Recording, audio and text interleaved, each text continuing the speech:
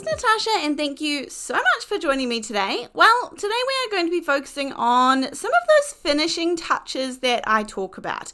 Sometimes your cards just need a few finishing touches, and today we are going to be working on how adding a frame can really change the whole look of your card. So when it comes to frames, this does not have to be what you are thinking. That is the first thing. So I have all of these die cuts here, and I just want to show you what I mean when I mean a frame. So really, these are just die cuts. These are not frames at the moment. I just want to show you where you can collect them from. This one is from the LDRS mixed scallop rectangles. Again, this has been my go-to for a lot of months now. This is my absolute favorite. Or you can take some sort of like nesting dies. Doesn't have to be these Postage ones. This is the A2 Postage rectangles from Simon Says Stamp, but it doesn't have to be Postage. It could be any sort of detailed rectangle. This one here is from the Gina K. Now these are the little double stitched rectangles, and then it could be something like this again from the Master Layouts 4. This is just a little postage stamp die. Now here's the thing, all of these I'm going to turn into frames. And you may have a good little rectangle set that fits these perfectly, but you may not. Now, I didn't even hunt for one today. I didn't have a look because I don't want you to feel like you need more. Just go through your stash. If you've got a rectangle die to start with, great. If you don't have a rectangle die to start with, then make one with a trimmer. And then you can either trim out the inside or just do what I'm doing, and that is going to be that I'm just going to cut out the insides. And then we have the most gorgeous frame to highlight any feature or focal point or background point in your card making. So I'm just using my little Cutterbee scissors. Sometimes if I want like a really straight long cut, I might use these longer bladed scissors, but honestly all of these dies are pretty small. I would say that these are definitely for smaller features, particularly when you think about how much space, real estate you've got on the inside of these, not necessarily the outside. So I do find my little Cutterbees, but for this one, I'm also going to show you some bigger frames. I'm going to show you a card that uses a small frame and one that uses a larger frame. Not to frame your entire card, because that's just a whole different thing. But we're just going to be framing a particular focal point. So to start with, I'm using some Tumbled Glass Distress Oxide ink. I have a panel here, which is 5.5 tall. I don't know how wide it is. It's about 3 and about maybe 3 or so inches, maybe 3 1/4. I'm not sure. Basically, it's as tall as the card is, but it's got the edges cut off both sides. And that's going to be my goal here. And you could either have it portrait or landscape. It doesn't matter. And then for this one, I just want to highlight the edges. I just want to create some definition between this layer and the layer underneath so that if we don't want to use any tape or foam tape or anything to physically create that space between the card, then we're going to do it visually by having the color separate them both. So I'm just ink blending very lightly up both of the edges. By all means, you could go ahead and add an actual matting layer. That would be great too. This set here is the Pretty Bows 2 from Simon Says Stamp. I got this a few months ago, and let me just tell you, when it becomes a favorite, it becomes a favorite. It's kind of amazing the things that you can fit bows into when you just weren't sure how many uses you would have for bows. But now that I have this, it's an absolute, I just feel like I can put this on gifts, I could put it on the trees, I could put it as a standalone. In fact, I've got several cards on my channel where I use this as a standalone focal point, that is. So for this one, again, they're kind of standalone, right? This is just about the bows. I decided to use some Twisted Citron to highlight one of the bows in particular. Now, I'm not even going to go fancy here. These bows just lend themselves to, like, if you want to cut off the top part of the bow and, pop up the bottom part, or vice versa, pop up the top part and cut off the bottom part so that you can create real 3D dimensional bows. These are the perfect ones for that. Again, that's another reason why these ones I love.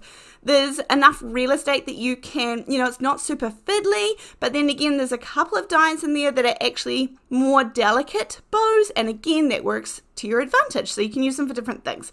Right, let's get going. I have my frame here that I created earlier on, and I'm going to add some of the tumbled glass. I've already added this to the edges of the cardstock that I was working on, but I will tell you right now that this one is the same foam blending brush that I used for the Twisted Citron, so the color looks a little off. It kind of ends up being a little mix of the two, and we're fine with that. That's okay. So now we've got the bows, and I have put down that background straight down onto my card base. So the card front is directly onto the card base with no foam tape.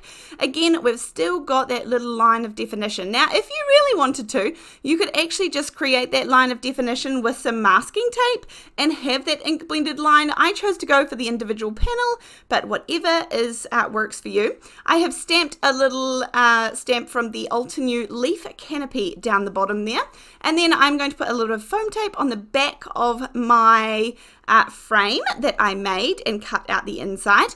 And this is the 2mm foam from scrapbook.com. This is the 1 inch wide, and I love this tape because I can cut this really nice and easily with my scissors, and it doesn't end up all over my scissors.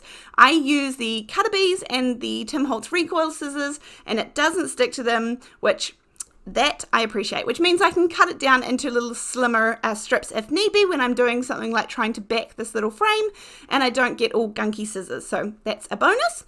And then this is where I'm just popping down my bows. Now the white are technically basically white on white bows. I've got 4 across there. The pack actually comes with 5, but 5 was just going to be a little too squishy. You could also make a little mini slimline card that would fit your 5 in a lot better, but this is just a regular A2 4¼ by 5½ inch standard sized card. And then I popped the frame in, so remember that that frame is the only part that has the foam tape at the moment. And then I'm going to pop a little bit of foam on the bow because I feel like it should be sort of even with the frame, but of course you could pop it straight down on the paper too, just with glue like I did the other ones. And then just like a few little finishing touches, because these bows are just absolutely calling for a little something to be put in the center there. So you could use like some little enamel dots, you could use some little gems, you could use some little Nouveau drops, whatever is going to be beautiful, just something to go in the center. And then to really highlight that framed bow, I feel like you could either use some glossy accents, or you could use some Wink of Stella, or something, just even a bit of glue and glitter to the bow would be, just something to really make it special, because obviously we're highlighting that particular bow. And I like the bows. They can be used for so many different occasions. It feels sort of celebratory, but it could be baby, it could be graduation, it could be birthdays, it could be Christmases. That's what I mean. We can use it in lots and lots of ways. So here is card number 1 finished. This is the smaller frame. Now I'm going to be working with a larger frame, but not framing our work, as usual, where it would traditionally go around the entire picture. So this is the Cosmos Duo. Now, when I tell you that I don't love piecing together a bazillion pieces to make a flower, this is why this is one of my favorites. I really am a creature of habit, and I really do like sticking to the things that I love. This one has a stem, the 2 flowers, and then it has the little centers of the flowers. And you can see that this takes me 30 seconds to quickly put some ink. This one I did have to get some more ink onto my finger daubers, but I used the ink that was residual ink there to color my flowers, my stem, and the 2 little centers, and these flowers just look stunning. So this is my type of, put together die, and I love, this is just the type of things I need in my stash. When I need that type of flower, I love having it ready to go, knowing it's not going to take me, I don't have to work really hard on my blending. I just whip some ink in the middle in a little circle, and don't worry about getting full ink in the center because I covered that up with the flower center. So it's just very, very simple. You can add a lot more to it, obviously. You can make this, I'm sure you could make it really 3D. You can also cut off every second petal or every other petal and then pop that middle one up on foam tape, and then you've got, a beautiful 3D, a dimensional sort of flower. The options are there. Again, I like certain things and I pick them out that work for me. Now I'm going to go with the same little sentiment here, just for the sake of being able to show you how we can use it in a couple of different ways. Even though the old to new stamp set is a very old one, I think it's still available. But it's such a great staple. This time I've got the panel and I used some of the green to highlight it. This one, the previous one was going to be landscape, and this one is going to be portrait. I have got my flower that I'm going to go right in the center. Everything is going to go flat down, except for the little centers of the flowers. I'm going to pop a little tiny piece of foam tape in behind each one of those, and again, just gives it that little element that pops out. But these flowers, very easy to pop together. Got my little centers, pop the little piece of foam tape in behind them, and then those will be popped up. And remember, we've still got our frame. So I did choose to do the frame sort of I think it's spun sugar. So we've gone with sort of like pink and greens here, which is not always a usual combo for me. We've got the little yellow centers of the flower, which really makes it pop. Then obviously with the size card front that I have used, a traditional frame is not really going to work. It's not the right shape. And so I do have a traditional sized frame, just a smaller version of that, but instead we're going to just tip it a little bit and make it a little bit different. This is again showing you one version of how to make a larger framework and a smaller framework, just to highlight something. Again, our focal point became that little bow, and then for this one we are still got our flowers as the focal point, but we're just going to tip the frame sideways and create a little sort of off-center focal point and framing those beautiful little image that we've created. So it's just the smaller details, finer details, and a frame can go such a long way. Nonetheless, I hope you have enjoyed this video. Thank you so much for being here. I appreciate this, and I appreciate that you support me with comments, with likes, with all the good things, and meeting me over at my website, natashafooteCreative.com. I look forward to seeing you again soon.